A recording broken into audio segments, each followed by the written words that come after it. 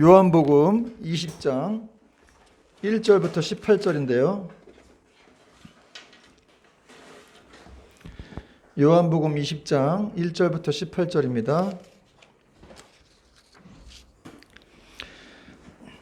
찾으신 줄 알고 함께 교독하겠습니다. 제가 먼저 읽겠습니다. 안식 후 첫날 일찍이 아직 어두울 때에 막달라 마리아가 무덤에 와서 돌이 무덤에서 옮겨진 것을 보고 시몬 베드로와 예수께서 사랑하시던 그 다른 제자에게 달려가서 말하되 사람들이 주님을 무덤에서 가져다가 어디 두었는지 우리가 알지 못하겠다 하니 베드로와 그 다른 제자가 나가서 무덤으로 갈새 둘이 같이 다름질하더니 그 다른 제자가 베드로보다 더 빨리 달려가서 먼저 무덤에 이르러 구부려 세마포 놓인 곳을 보았으나 들어가지는 아니하였더니 시몬 베드로는 따라와서 무덤에 들어가 보니 세마포가 놓였고 또 머리를 쌌던 수건은 세마포와 함께 놓이지 않고 딴 곳에 쌌던 대로 놓여 있더라. 그때야 그 무덤에 먼저 갔던 다른 제자도 들어가 보고 믿더라. 그들은 성경에 그가 죽은 자 가운데서 다시 살아나야 하리라 하신 말씀을 아직 알지 못하더라. 이에 두 제자가 자기들의 집으로 돌아가니라. 마리아는 무덤 밖에 서서 울고 있더니 울면서 구부려 무덤 안을 들여다보니 시체니었던 곳에 하나는 머리편에 하나는 발편에 앉았더라. 천사들이 이르되 여자여 어찌하여 우느냐 이르되 사람들이 내 주님을 옮겨다가 어디 두었는지 내가 알지 못함이니이다. 이 말을 하고 뒤로 돌이켜 예수께서 서 계신 것을 보았으나 예수이신 줄을 알지 못하더라. 예수께서 이르시되 여자여 어찌하여 울며 누구를 찾느냐 하시니 마리아는 그가 동산지기인 줄 알고 이르되 주여 당신이 옮겼거든 어디 두었는지 내게 이르소서 그리하면 내가 가져가리이다. 예수께서 마리아야 시간을 마리아가 돌이켜 히브리 말로 라보니 하니 이는 선생님이란 말이라. 예수께서 이르시되 나를 붙들지 말라 내가 아직 아버지께로 올라가지 아니하였노라. 너는 내 형제들에게 가서 이르되 내가 내 아버지 곧 너희 아버지 내 하나님 곧 너희 하나님께로 올라간다 하라 하시니 막달라 마리아가 가서 제 아들에게 내가 주를 보았다 하고 또 주께서 자기에게 이렇게 말씀하셨다 이르니라. 아멘. 할렐루야. 오늘은 부활절입니다. 여러분 우리 다음 교회 또 함께 하신 여러분들 환영하고 축복하고 사랑합니다. 우리 옆 사람에게 눈빛으로나마 이렇게 인사합시다. 인사하세요. 부활절 승리합시다. 부활절을 기뻐합시다. 어제 제가 그런 질문을 받았어요. 부활절이 기뻐요? 기쁘세요? 이렇게 제 아내한테서. 깜짝 놀랐습니다. 이렇게 가끔 이렇게 훅훅 치고 들어오는 경우가. 하루 종일 말씀 준비하고 뭐 이러느라고 사실 저는 오늘 말씀 제목부터 얘기할게요. 여자여 어찌하여 우느냐라는 제목인데요. 제가 이렇게 설교 준비하고 또 사역하느라고 진짜 잊어버린 게 있었더라고요. 오늘이 부활절인데 제일 누구보다도 가장 기뻐해야 될 사람이 저이고 또 저뿐만 아니라 지금 만인 대제사장 시대를 살고 있는 여러분들도 함께 기뻐해야 되겠죠. 여러분 뭐 상황이 어떠하든지 간에 어떤 실패를 겪고 어떤 시련에 빠져 있든지 간에 우리가 이 부활절만큼은 정말 기독교 최대 명절 아닙니까? 이거 부활이 없으면 기독교는 아예 없는 거예요. 우리가 존재하지 않는 겁니다. 육신의 이상에서 살다가 썩어 없어지겠죠.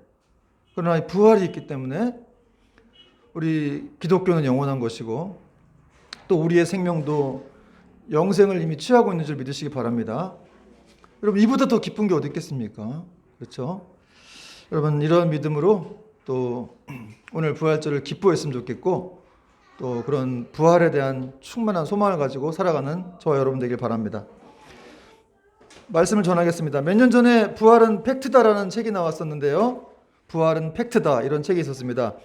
예수님이 돌아가시기 전 마지막 일주일과 또 사흘 뒤에 일어나신 일련의 사건들을 조명하면서 예수님의 부활이 결코 허구가 아니다, 지어낸 얘기가 아니라는 것, 정말 팩트라는 것을 이렇게 말하는 책이었습니다. 그런데 여러분 오늘날 많은 이 사람들이 예수님 부활을 믿지 않는다는 거예요. 심지어는 기독교인들조차도 믿지 않는 사람들도 있다고 하더라고요. 그래서 예수님의 탄생까지는 믿겠는데 예수님이 석가모니나 또 공자 같은 4대 성인 중 한 사람 정도인 건 알겠는데 예수님이 부활하셨다라고 하는 것은 믿지 않는다는 겁니다. 한마디로 팩트가 아니라는 것이죠. 그러나 여러분 예수님의 부활은 성경에서 분명히 말하고 있는 예언된 역사적인 사실이고, 또 예수님의 12 제자들과 또 사도 바울 같은 사람들, 또 500여 명의 제자들이 다 봤던, 정말 실제로 있었던 그런 역사적인 사건이라는 사실이죠. 한마디로 팩트라는 겁니다. 요즘에 가짜 뉴스들이 하도 많아가지고 TV나 언론에서 이렇게 뭐 팩트 체크라는 게 나오는데, 여러분 오늘 말씀을 통해서 정말 팩트 체크를 한번 해봅시다.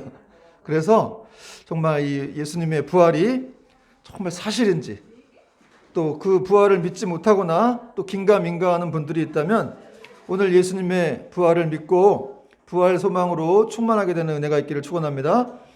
여러분, 신문 기자들이 기사를 쓸 때 반드시 이렇게 들어가야 하는 것이 있다고 하죠. 무엇입니까?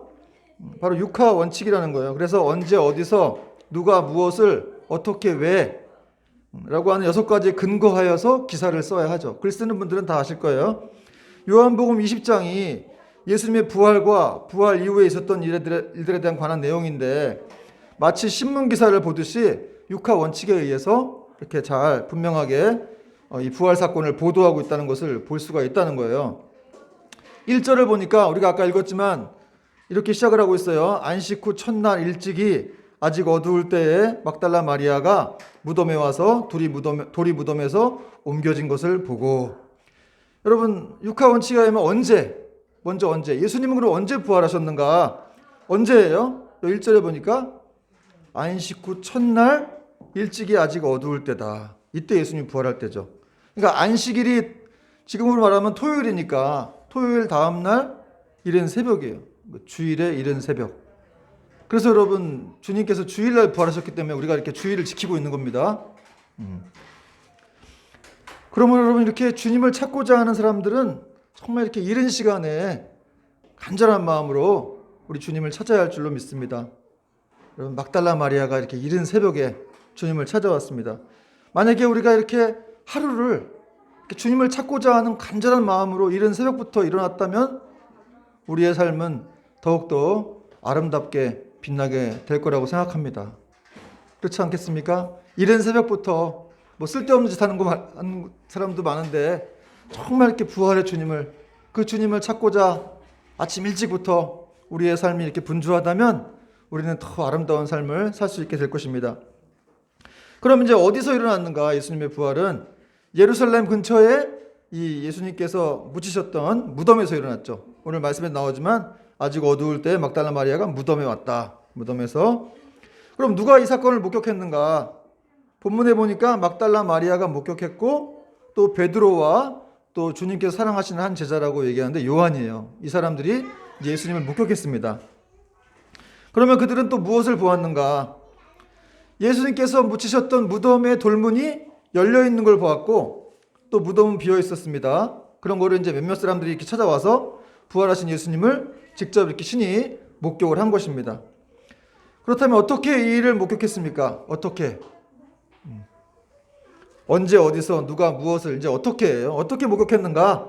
막달라 마리아가 예수님 무덤에 향품을 넣으러 이렇게 왔다가 무덤 문이 열린 걸 봤어요. 그렇죠?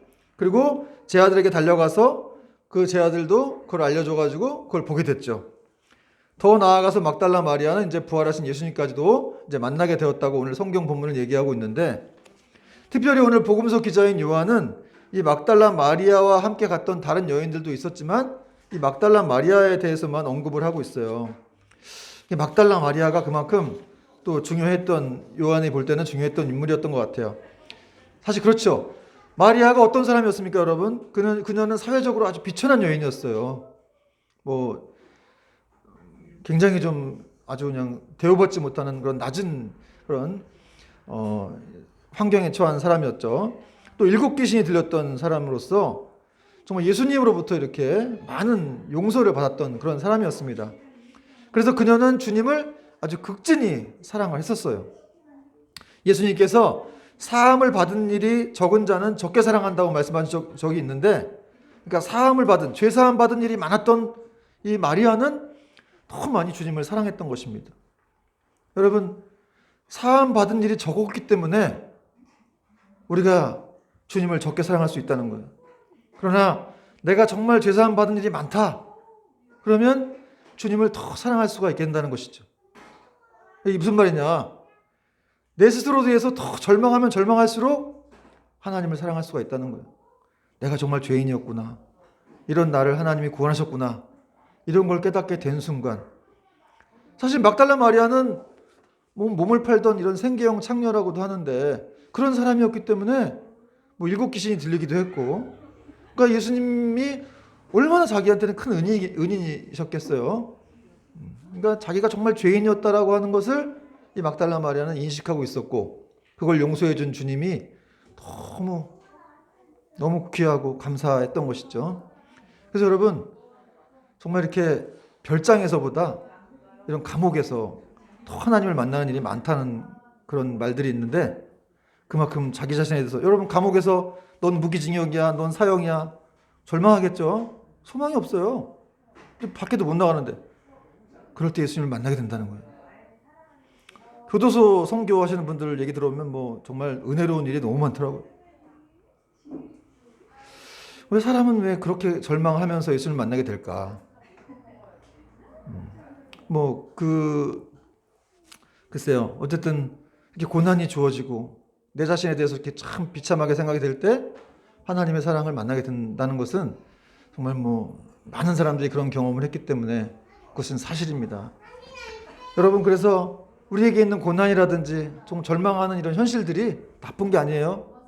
정말 이런 걸 통해서 더 주님을 만나게 되고 막달라 마리아와 같이 그 하나님의 은혜 안에 누리게, 그 안에 은혜를 누릴 수가 있게 된다는 사실입니다. 예수님에 대한 그녀의 사랑은 아주 십자가의 죽음만큼이나 강한 것이었습니다. 그래서 제자들이 다 도망갈 때도 십자가를 지켰어요. 그리고 이렇게 주님이 죽으신 다음에도 안전을 생각하지 않고, 물론 병사들이 지키고 있었을 텐데 안전을 생각하지 않고 이른 새벽부터 무덤으로 찾아왔다는 것이죠. 막달라 마리아는 그럼 겁이 없는 사람일까요? 아니죠. 겁이 많고 연약한 여인이었는데도 불구하고 어떻게 이런 깊은 사랑을 지닐 수 있었을까 하는 생각을 해보게 됩니다. 여러분, 사랑이란 게 이런 거예요. 어쨌든 간에 이 그리스도에 대한 깊은 사랑은 우리를 이 죽음과 무덤의 공포에서부터 자유케 한다는 것이죠. 여러분, 중요한 것은 사랑입니다. 정말 그분을 사랑하고 있다면 조금도 두려워하지 않을 수 있다는 것이죠. 그럼 이제 예수님이 부활하셨다는 이 증거가 무엇인지 좀 몇 가지 살펴보겠는데요. 부활하셨다는 증거, 첫 번째는 열린 돌무덤이죠. 여러분, 예수님이 이렇게 살던 팔레스타인 지방의 무덤은 주로 바위를 파서 만든 이렇게 굴과 같은 돌무덤이었습니다. 어떻게 2000년 전에 바위를 파가지고 그 돌무덤을 만들었는지 참 놀랍습니다. 거기에 살기도 했었고 구약시대에는 거기에 이렇게 피난처로 삼기도 했다는 기록들이 나와 있습니다. 돌무덤 안에. 넓었나 봐요, 그 안이. 근데 이 돌무덤의 특징이 뭐냐, 이 돌무덤이 이 막고 있는 돌이 거대한 돌인데 아주 수백 킬로에서 수천 킬로에 이르는 그런 거대한 둥그런 돌이 이 무덤 입구를 막고 있다는 거예요. 그리고 밑에 또 땅 밑에 홈을 파놔가지고 그 돌을 거기다 껴놨어. 그러니까 움직이려면 굉장히 힘들다는 거죠. 그러니까 장정들 5, 6명, 7명이 붙어서 진짜 옮길까 말까 한 그런 이런 돌무덤의 입구였는데 그것이 옮겨졌다는 거예요. 옮겨졌다. 그럼 도대체 이 돌무덤이 어떻게 옮겨졌을까? 새벽에 찾아간 여인들을 통해서 옮겼을까요? 여인들은 힘이 없었겠죠. 아니면 예수님 제자들이 옮겼을까? 예수님 제자들이 옮겼다면은 만약에 막달라 마리아가 지금 돌문이 열렸어요 하고 알렸더니 그 베드로와 이 요한이 막 달려갔다고 성경은 기록하고 있습니다. 자기들이 열었으면 그 달려갈 필요가 없죠.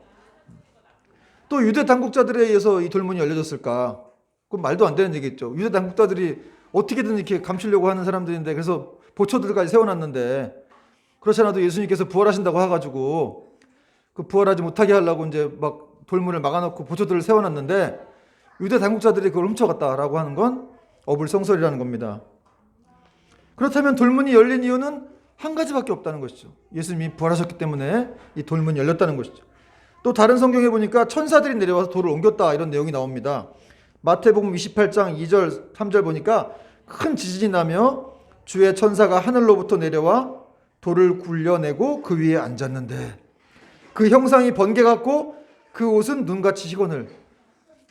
천사들의 모습이 이렇게 막 아름다운 사람의 모습이 아니라 천사들의 모습이 번개 같다고 그랬어요. 번개. 이거 굉장히 좀 일반 사람이 볼 때는 무서웠던 것 같아요. 그런 천사들이 내려와서 이렇게 돌을 굴렸다는 거예요. 자, 부활의 두 번째 증거는 뭐냐면 예수님의 시신을 둘러싼 세마포의 모습이었습니다. 마리아가 무덤을 막고 있던 이 돌이 굴려져 있는 것을 보자 그 사실을 시몬 베드로와 또 예수님이 사랑하신 제자에게 알렸죠. 2절 말씀 같이 한번 읽어봅시다. 2절 말씀 시작. 시몬 베드로와 예수께서 사랑하시던 그 다른 제자에게 달려가서 말하되 사람들이 주님을 무덤에서 가져다가 어디 두었는지 우리가 알지 못하겠다 하니. 시몬 베드로와 예수께서 사랑하시던 그 제자, 예수님이 사랑하시던 그 제자는 요한을 말하는 거죠. 자기가 자기한테 예수님이 사랑하신 제자라고 표현을 했어요. 좀 이렇게 자기를 좀 이렇게 좀 굉장히 자존감이 높았던 요한이었던 것 같기도 하고. 근데 여러분, 이게 중요한 것은 이렇게 이 막달라 마리아가 이 사람들을 찾아간 이유, 그것은 증거를 남기기 위함이었는데 당시 모세의 법에 따르면 여자들은 증인이 될 수가 없었기 때문에 증거가 확정되기 위해서는 최소한 2명 이상의 증인이 필요했기 때문에 이 제자들에게 달려갔던 거예요. 그리고 제자들은 무덤 문이 열렸다는 소식을 들었을 때 베드로와 요한이 무덤을 향해 달려갔죠. 둘이 같이 다름질했다 이런 표현이 나오는데, 근데 요한이 먼저 도착하게 되었습니다. 3절 4절 보니까 베드로와 그 다른 제자가 나가서 무덤으로 갈새 4절 둘이 같이 다름질하더니 그 다른 제자가 베드로보다 더 빨리 달려가서 먼저 무덤에 이르러. 어떤 주석을 보니까 요한이 베드로보다 더 빨리 도착한 이유는 그가 더 젊었기 때문이다 이런 말을 했던데, 여러분 나이에 장사 없습니다. 근데 제가 볼 때 요한과 베드로는 뭐 비슷한 연배인데 그냥 요한이 잘 달리는 거예요. 어쨌든 저하고 가끔 이렇게 우리 주나 은율이하고 달리기 하면은 누가 이겼습니까? 우리 두 아들이 저를 이길 때가 있더라고요. 아, 제가 요즘 좀 나이를 좀 먹었구나 이제 이런 걸 좀 느끼게 되는데, 우리 은율이는 엄청 빠르고 우리 준아도 그렇게 빠를지 몰랐는데 엄청 나름 좀 빠르더라고요. 그래서 이 말씀을 준비하다 보니까 요한과 베드로가 달렸다 그래서 종종 저희도 달리기를 하는데 누가 더 빨리 가나. 근데 여러분, 여기서 중요한 거는 이 요한과 베드로가 자기의 안전을 생각하지 않고 위협을 생각하지 않고 주님을 보러 막 달려갔다는 거예요. 주님을 만나기 위해서. 그 돌무덤이 없어 이렇게 무덤 문이 열렸다고 하니까 놀래가지고 막 달려갔는데 혹시나 하고 달려갔을 수도 있었겠죠. 어쨌든 선한 일을 위해서 이들이 선한 경쟁 의식을 벌인 거예요. 여러분, 아름다운 모습이라고 할 수가 있습니다. 그 십자가 질 때 다 도망갔던 사람들이었는데 그 병사들 지키고 있는데도 불구하고 거길 그렇게 막 달려갔다는 거예요. 전속력으로. 여러분, 우리를 향한 예수님의 사랑을 깨닫고 그것을 다시 우리 속에서 그에 대한 사랑으로 불태우는 것은 정말 이보다도 아름다운 것은 없다는 것이죠. 여러분, 우리가 예수님의 사랑을 깨달았으면 우리 속에서 그것을 우리 주님을 향한 사랑으로 불태워야 할 때 정말 하나님의 영광을 받으신다는 것입니다. 그리고 무덤에 먼저 도착한 요한은 몸을 구부려서 무덤 안을 들여다보았다고 말씀하고 있습니다. 그런데 요한은 들어가진 않았어요. 그러나 베드로는 들어갔습니다. 5절, 6절, 7절, 8절 보니까 같이 한번 읽어볼게요. 5절부터 시작.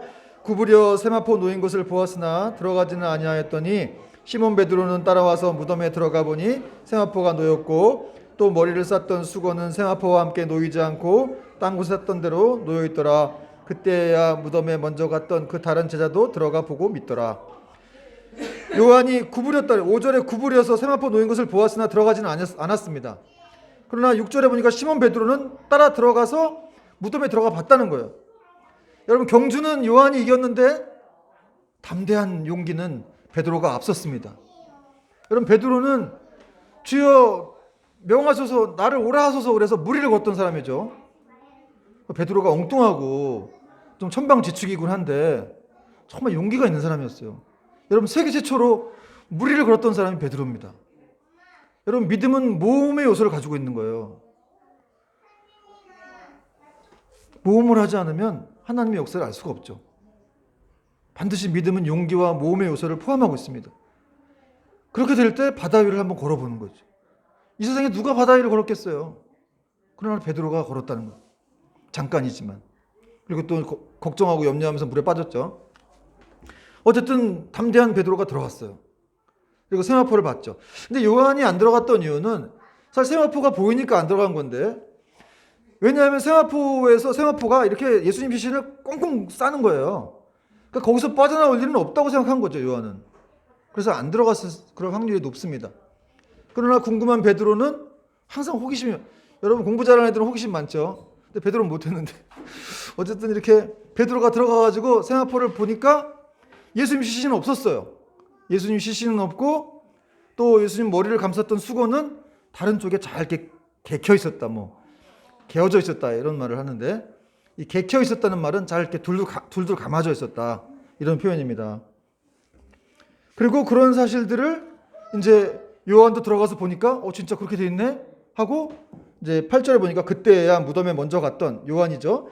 그 다른 제자도 요한도 들어가 보고 믿더라. 5절부터 8절까지 보고 왔다 이런 내용이 나오는데, 5절에는 보았다는 말이 그냥 대충 보았다, 훑겨보았다. 6절엔 자세히 보았다. 8절에 보았다는 말은 그렇게 이제서야 보고 이제 납득이 되었다 이런 말이에요. 진짜 시신이 없어졌구나, 그런 얘기를 하고 있습니다. 근데 당시에는 어떤 헛소문이 퍼지고 있었는데 뭐였냐면, 그것은 예수님 제자들이 예수님의 시신을 두적질해 갔다는 소문이었어요. 마태복음 28장 11절부터 13절을 보면은 이 장로들과 대제장들이 군병들을 돈으로 매수해가지고 예수님의 시신을 이렇게 훔쳐갔다는 거짓 소문을 내게 했다는 내용이 나오거든요. 그렇게 소문이 이렇게 퍼져 있었어요. 그래서 예수님의 제자들이 시신을 가져갔다. 그런데 여러분, 부활 당시 이런 현장의 모습들을 보면 누군가 시신을 가져간 모습이 아니라는 것이죠. 만일 여러분 제자들이 예수님의 시신을 가져갔다면 언제 그 세마포 그 천을 단단히 묶었던 걸 풀어내가지고 가져가겠어요? 그렇지 않겠어요? 그냥 통째로 들고 가죠. 차라리 통째로 들고 가죠. 그걸 거기서 어떻게 풀러가지고 빼내고, 이거 자체가 더 힘들어요. 그리고 머리를 감쌌던 수건도 다른 쪽에도 잘 개놓고 잘 둘둘 감아서 개놨다는 게, 갑자기 저는 이렇게 막 뭐 모텔이나 호텔이 생각나는데 이렇게 좀 뭐 거기 호텔도 아니고 이렇게 뭐 둘둘 감아가지고 잘 개놓을 이유가 없잖아요. 굉장히 좀, 만약에 그런 도둑이었다면 정말 예의 바른 도둑이었다고 할 수가 있는데, 그러니까 이것만 봐도 시신을 훔쳐갔다라는 주장은 설득력이 없다는 것을 알 수가 있습니다. 자, 그리고 세 번째 마지막 부활의 증거는 목격자들인데요.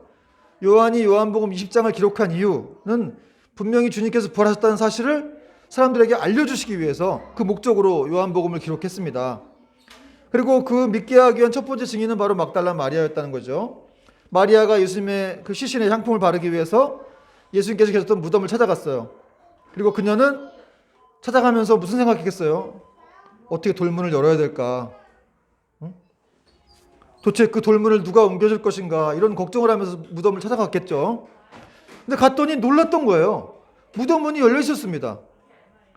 그렇게 염려했던 돌문이 열려 있었고, 또 그것을 보았을 때 막달라 마리아는 근데 기뻐한 게 아니었어요. 슬퍼했죠. 불안했습니다. 왜냐하면 누군가 예수님의 시신을 훔쳐간 것으로 생각했기 때문에 그렇다는 것이죠. 그래서 자세히 무덤 안을 들여다보지도 않은 채 재빨리 베드로와 요한에게 달려갔어요. 그래서 그들에게 알려주었습니다. 그리고 그 말을 듣고 베드로와 요한도 무덤으로 달려왔고, 그런 사실들을, 그 현장을 목격하게 되었습니다. 그리고 베드로와 요한은 이제 돌아갔다. 10절 말씀해 보니까 이에 두 제자가 자기들의 집으로 돌아가니라. 어떻게 보면 참 슬프고 안타까운 구절이에요. 믿음과 불신 사이에서 방황하다가 결국 이제 불신을 택하는 제자들의 모습이었습니다. 그냥 제자들은 돌아갔는데 안 돌아간 사람이 있었어요. 처음에 먼저 왔던 사람이기도 했지만 막달라 마리아는 안 돌아갔습니다. 그리고 계속 예수님의 무덤 곁에 남아서 너무 슬픈 나머지 계속 울고 있었습니다. 그리고 그때 누군가의 음성이 들려오기 시작했습니다. 여자야 어찌하여 우느냐. 오늘 말씀 제목이죠. 여자야 어찌하여 우느냐. 11절 말씀 보니까 마리아는 무덤 밖에 서서 울고 있더니 울면서 구부려 무덤 안을 들여다보니, 12절 흰옷 입은 두 천사가 예수의 시체 뉘었던 곳에 하나는 머리편에 하나는 발편에 앉았더라. 13절 천사들이 이르되 여자여 어찌하여 우느냐. 이르되 사람들이 내 주님을 옮겨다가 어디 두었는지 내가 알지 못함이니라. 여러분, 누군가의 음성, 여자여 어찌하여 우느냐라고 말한 누군가의 음성은 누굽니까? 바로 천사들의 음성이었다는 것이죠. 여자여 어찌하여 우느냐, 이 말은 네가 지금 기뻐할 때 지금 울고 있느냐, 왜 울고 있느냐, 이런 말이에요. 여러분, 울지 마시기 바랍니다. 슬퍼하지 마시기 바랍니다. 지금 예수님 부활했는데 네가 왜 울고 있느냐, 이런 말이에요. 이렇게 기뻐해야 될 때에 너는 왜 이렇게 근심이 많고 왜 슬퍼하고 있느냐. 여러분은 지금 어떻게 살고 계십니까? 울고 계십니까? 슬퍼하고 계세요? 오늘 예수님 부활하셨습니다. 그 부활은 영원한 것입니다. 우리는 그 부활의 능력을 입고 살아간다는 거예요. 슬퍼할 일이 없다는 거예요. 여러분, 지금 무덤을 누가 지키고 있었어요? 병사들이 지키고 있는 줄 알았더니 가보니까 천사들이 지키고 있었어요. 병사들 내쫓고. 여러분, 무덤이라고 하는 이 죽음을 상징하는 이 무덤도 우리가 그리스도께로 가는데 아무 방해가 되지 못합니다. 그리고 그때 또 다른 음성이 들렸습니다. 주님께서 친히 나타나신 것이었어요. 우리 15절 말씀 같이 읽겠습니다. 15절 시작. 예수께서 이르시되 여자여 어찌하여 울며 누구를 찾느냐 하시니 마리아는 그가 동산지기인 줄 알고 이르되 주여 당신이 옮겼거든 어디 두었는지 내게 이르소서 그리하면 내가 가져가리이다. 예수님께서는 여러분 그분을 찾는 진실로 기뻐하는 사람들에게 지체 없이 나타나신 줄 믿으시기 바랍니다. 또 그분은 자기 백성들의 슬픔을 아시고 너희가 어찌하여 우느냐 이렇게 말씀하셨습니다. 또 근심 걱정도 하시고 도대체 너희가 누구를 찾느냐 이렇게 말씀하신 거예요. 여러분 예수님이 굉장히 세심하시죠. 너 왜 우니? 너 누구를 찾고 있니? 이렇게 세심하게 막달라 마리아에게 물어보셨어요. 여러분 우리 주님께서 이렇게 세심하게 돌보시는 분이에요. 그래서 기도하는 사람들에게도 이렇게 세심한 응답을 주신다는 거예요. 그들이 구하고 생각하는 것보다 더 그 이상으로 하나님이 응답해 주신다는 겁니다. 막달라 마리아는 울기만 했는데 예수님은 여러 가지를 물어보셨어요. 왜 울어? 누굴 찾는 거야? 응? 그리고 예수님은 정점을 찍으셨어요. 마리아야 라고 부르셨습니다. 다정하게 불러주셨습니다. 16절 보니까 예수께서 마리아야 하시거늘 여러분 예수님이 우리의 이름을 부른다고 한다면 얼마나 감격스러울까요? 시훈아, 성주야, 응? 예령아, 경희야, 윤준아. 저도 정말 예수님의 음성을 직접 들어본 적은 없지만 여러분 주님께서 이렇게 항상 우리를 불러주고 계신 줄 믿으시기 바랍니다. 그래서 마리아가 너무 반가운 나머지 자기 이름을 부르니까 너무 반가워서 예수님을 붙잡으려고 했어요. 그래서 예수님께서 나를 붙들지 말라 그러셨죠. 17절 예수께서 이르시되 나를 붙들지 말라 내가 아버지께로 아직 올라가지 아니하노라 너는 내 형제들에게 가서 이르되 내가 내 아버지 곧 너희 아버지 내 하나님 곧 너희 하나님께로 올라간다 하라 하시니 마리아에게 사명을 주신 거예요. 형제들에게 가서 알려줘라 내가 살아있다는 사실을. 그리고 마리아가 즉시 제자들에게 가서 내가 주를 보았다 하고 또 주께서 하신 말씀을 그대로 전했습니다. 18절 말씀 보니까 막달라 마리아가 제자들에게 내가 주를 보았다 하고 또 주께서 자기에게 이렇게 말씀하셨다 이르니라. 이것이 바로 부활의 아침에 첫 목격을 했던 마리아의 증언이에요. 여러분 오늘 본문을 읽어보면은 마치 사건 현장을 그대로 보는 것과 같은 확신을 우리는 갖게 됩니다. 그러나 이러한 내용에도 불구하고 신신학자들, 자유주의 신학자들이 있어요. 그 사람들은 예수님 부활을 부정하고자 아주 가진 노력을 다했습니다. 그러니까 이런 사건들에 대해서 마리아가 예수님 본 것은 실제가 아니라 예수님의 환영을 본 것이다. 예수님의 환각을 보고 착각한 것이다. 마리아가 너무 슬퍼가지고 그냥 예수님 중에 너무 슬퍼서 그분을 그리워하다가 무덤에 가봤는데 거기 빈 무덤이 비어있자 그냥 착각을 해가지고 바로 환각 속에서 그냥 예수님을 만났다 이렇게 얘기했다고 이제 학자들이 얘기했다는 거죠.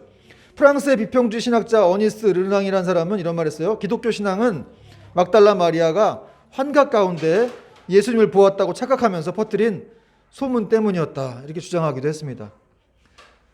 여러분 이 사람들이 신학자예요. 신학자, 성경을 연구하는 학자들인데 자유주의 신학자들이라는 거예요. 설교도 잘합니다. 인본주의적인 관점의 설교를 하는데 잘해요. 휴머니즘적인 감동이 있어요. 답은 없어요. 답이 없어요. 왜냐하면 예수님은 안 살아계신 분이기 때문에 답은 없어요. 그냥 이게 허구인데요. 성경이 다 허구고 예수님 가짜고 신화적인 인물이고 창세기가 소설 같은 내용인데 그게 무슨 답이 있겠어요. 18세기 19세기에도 계명주의가 발달하면서 인간의 이성을 막 주장하는 그 인간은 이성을 최고다라고 생각하는 그런 이 시절이 있었는데 그럼에도 불구하고 자유주의가 쇠퇴했는데 왜냐하면 답이 없었기 때문에 그래요. 그리고 이제 1차 세계대전을 겪으면서 인간이 아무것도 아니구나라는 것들을 겪게 되죠. 그런 관점에서 전쟁이라고 하는 것도 하나님의 어떤 사용하시는 도구라는 것을 또 우리가 알 수가 있습니다. 자, 분명히 마리아는 예수님을 보았어요. 그리고 그 음성을 들었고 그분을 만졌습니다. 그렇게 예수님께서 17절에 나를 붙들지 말라 이렇게 말씀하신 거죠. 예수님을 잡아 끌려고 해서 반가워서 잡아 끌려고 했는데 예수님은 붙들지 말라. 분명히 예수님을 잡았다는 거예요, 마리아가. 실체가 없으면 잡을 수가 있겠습니까? 물론 이 말에는 더 깊은 의미가 있죠. 그것은 나를 붙잡고 땅에 머물게 해서는 안 된다는 그런 뜻입니다. 왜냐하면 예수님께서는 하늘로 승천하셔야 됐기 때문에 그렇죠. 그리고 승천하셔가지고 이제 영적으로 이 마리아와 교제를 하는 거예요. 여러분, 우리도 지금 영적으로 예수님과 교제하고 있죠. 그분의 영과 함께 우리는 교제를 하고 있습니다. 여러분, 말씀의 결론인데요, 오늘 본문을 통해서 우리는 두 가지를 배울 수가 있습니다. 첫 번째, 부활하신 주님은 우리의 믿음을 일깨워 주신다는 사실입니다. 일깨워 주신다. 막달라 마리아가 예수님 너무 사랑했어요.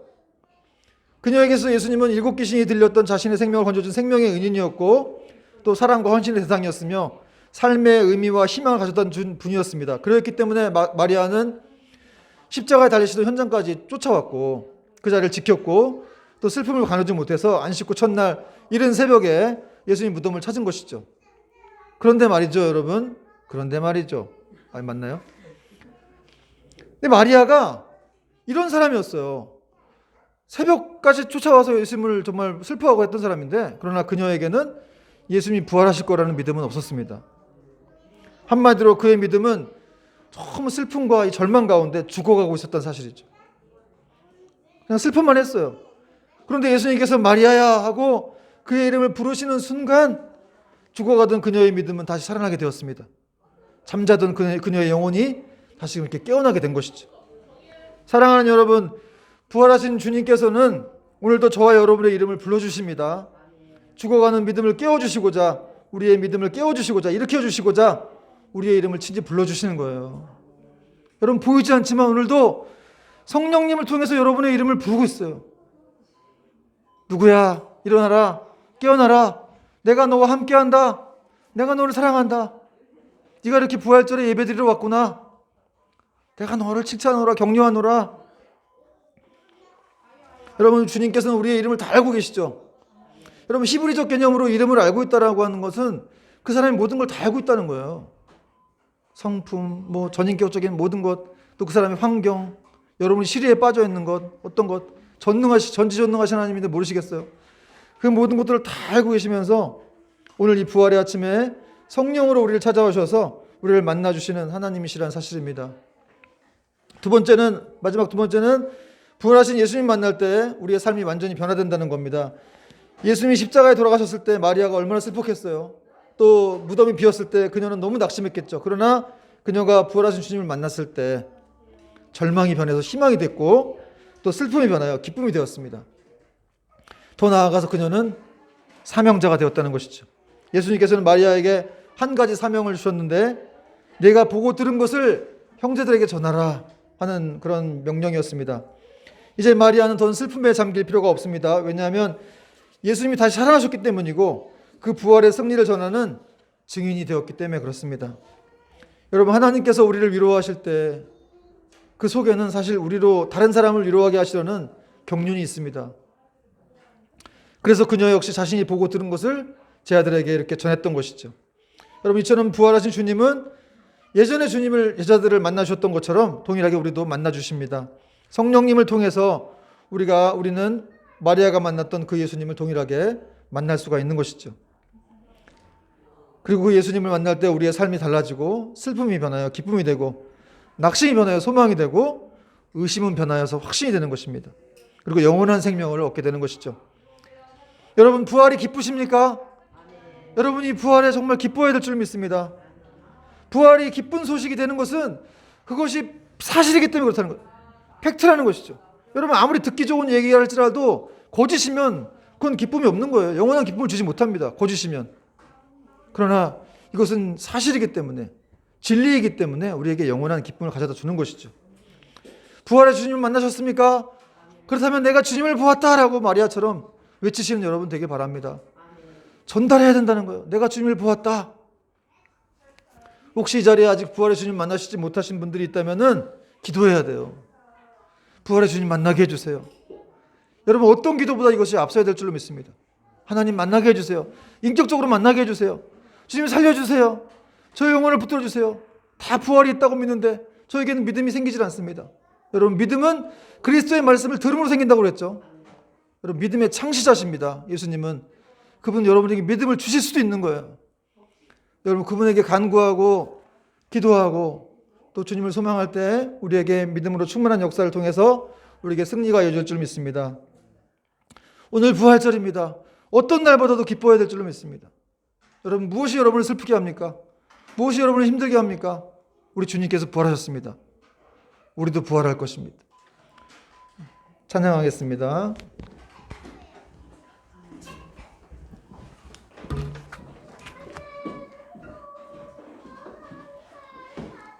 우리 찬송가 찬양하겠습니다. 주님께 영광. 149페이지입니다.